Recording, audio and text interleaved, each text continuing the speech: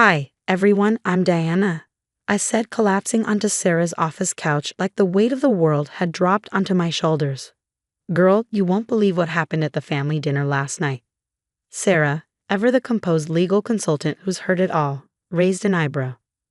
Drama alert. Spill it, honey. What did the princess do this time? I groaned, the memory of last night's chaos still fresh. Rebecca, I said, the name dripping with disdain. My brother Mark's new wife was a walking storm in designer heels. She had the audacity to ask about Mom's jewelry collection. You know, the one Mom and I spent over 20 years building together. Sarah's face softened. Diana. I know, I said, my voice cracking just a little. It's only been 2 years since we lost Mom, but it still feels like yesterday. That collection, every single piece, has a story. Birthdays, anniversaries, those mother-daughter shopping trips Mom and I used to love. Sarah nodded, letting me have my moment before she prompted, let me guess. Rebecca zeroed in on something. I sighed, rubbing the wedding ring I never take off. Mom's sapphire pendant, the one she wore to my college graduation. Rebecca couldn't stop staring at it during dinner. You better keep those pieces locked up tight, Sarah warned, her lawyerly tone sharp. I'm already ahead of you. Aunt Linda called me this morning, practically in a panic. Diana, don't let that girl anywhere near your mother's things, she said. Something's not right about her.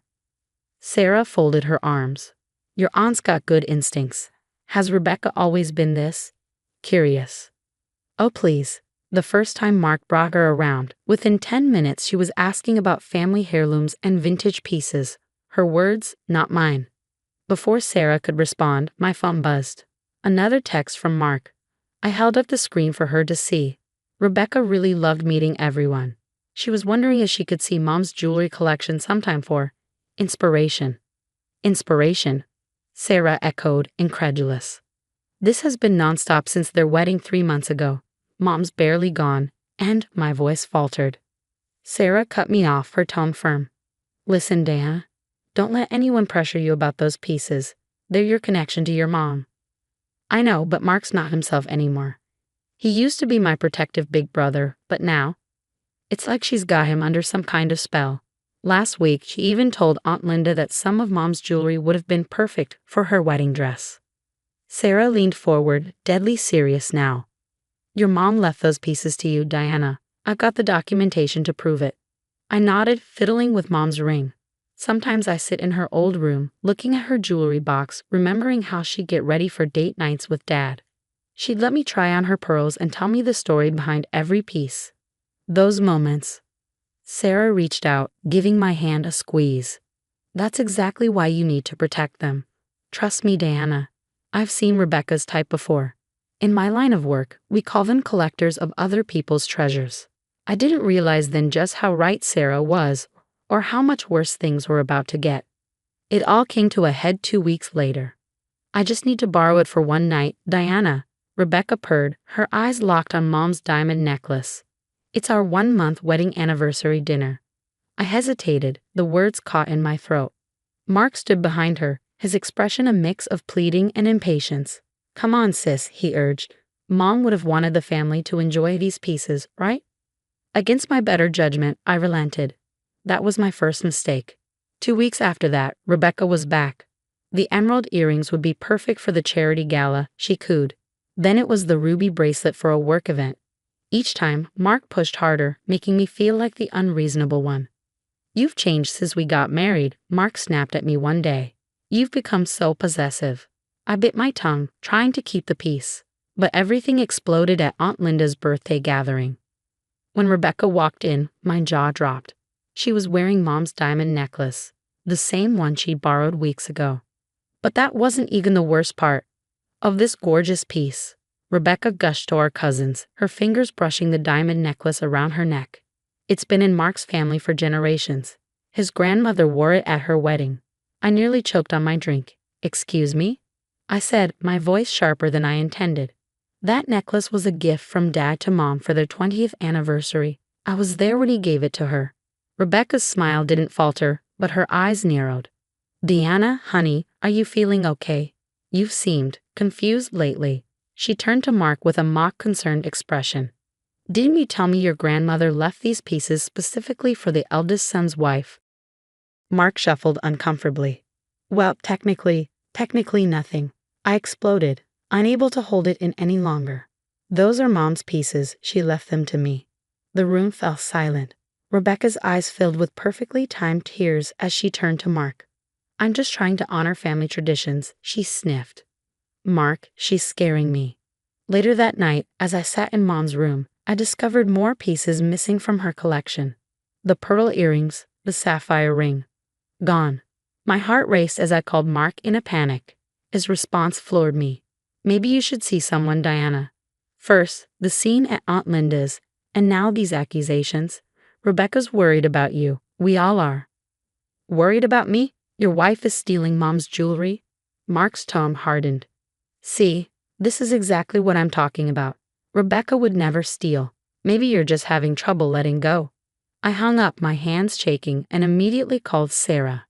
They're gaslighting me, I cried. My own brother is making me feel like I'm losing my mind. Document everything, Sarah said firmly. Take photos of what's left. We might need them. The final straw came when I learned Rebecca was spreading rumors.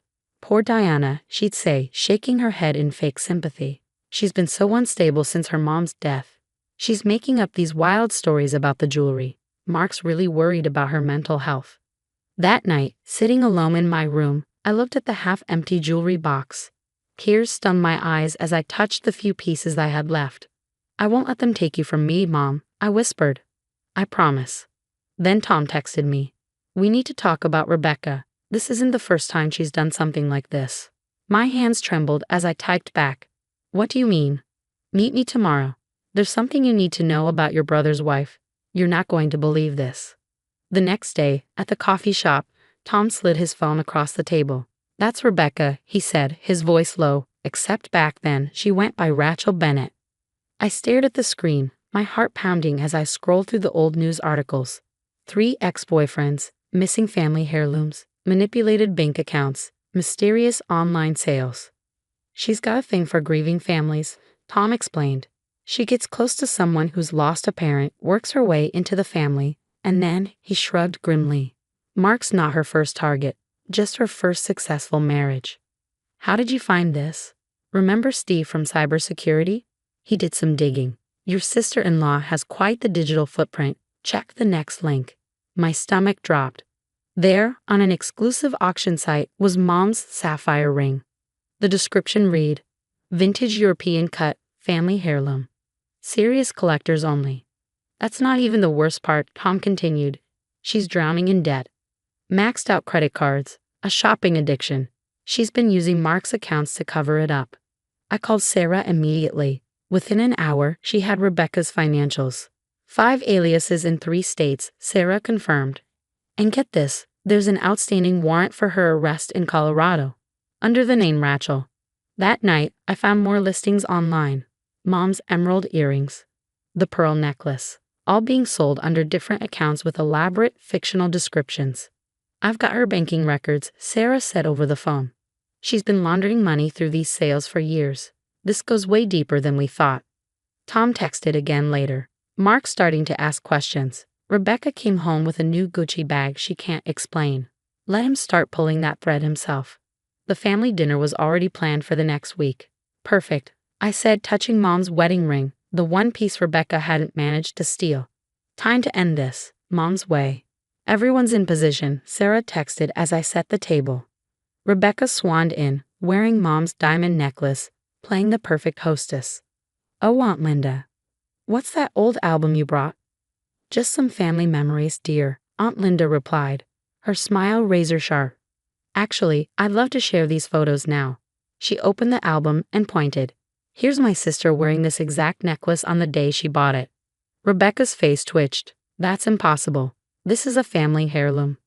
Funny you should mention family, Tom interjected, pulling out his laptop.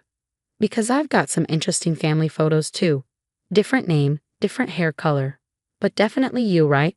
The police in Colorado would love to know you're going by Rebecca now. Rachel. What is this? Mark demanded, his face pale. But his voice wavered. I recounted, looking at Sarah as she nodded knowingly. Before Mark could respond, Jason stepped in from the hallway. Rebecca, or should I say Rachel, turned ghost white. "Remember me, Rachel," Jason said, his voice calm but sharp. "Or was it Rita when you cleaned out my grandmother's estate?" The room erupted into chaos as Sarah, Tom, and Aunt Linda laid out the evidence like seasoned prosecutors in a courtroom. Sarah presented the banking records, pointing out the trail of deceit. Tom showed the online listings, scrolling through page after page of Mom's jewelry, each piece painstakingly described for auction. Aunt Linda flipped through receipts and certificates of authenticity, her voice steady with righteous fury. "It's all lies," Rebecca shrieked, backing toward the door. But Mark wasn't listening to her anymore. He was staring at his phone, scrolling through their joint account with a devastated expression. "Our savings," his voice broke. "Gone." Sarah delivered the final blow, along with half your mom's jewelry collection, sold piece by piece online. Rebecca's defiance cracked. "You don't understand," she pleaded, her eyes darting around the room. She turned to Mark, her voice dripping with desperation. "Baby, they're turning you against me." Mark didn't move. "And like you turned him against me," I said, standing tall. "Made him think I was crazy, unstable." At that moment, the police arrived. Sarah had coordinated everything, the warrants, the fraud charges, the identity theft. It was all over. 2 months later, I sat in Sarah's office, signing the final paperwork. Most of Mom's pieces had been recovered, returned by buyers who had unknowingly purchased stolen goods. Mark, however, was another story. He lost his executive position when the scandal broke. Turns out companies don't like their VPs married to convicted fraudsters. He called me multiple times, left messages asking for forgiveness, claiming he'd been manipulated. I declined every call. As I touched Mom's ring, the one piece Rebecca never got her hands on, I whispered to myself, "Some betrayals you don't come back from." The headlines were a brief flurry of justice. Serial scammer sentence. Multiple victims speak out against grieving family con artist. Rebecca, or Rachel, or Rita, or whatever her real name was, got 8 years behind bars. More victims came forward, exposing just how deep her schemes ran. Last I heard, Mark was living in a cramped studio apartment, his career and reputation in tatters. He'd chosen her lies over his own family and nearly cost me my mother's legacy. So now I ask you, what would you do if your sibling chose a toxic spouse over you? Could you forgive them after they helped steal precious memories of a deceased parent?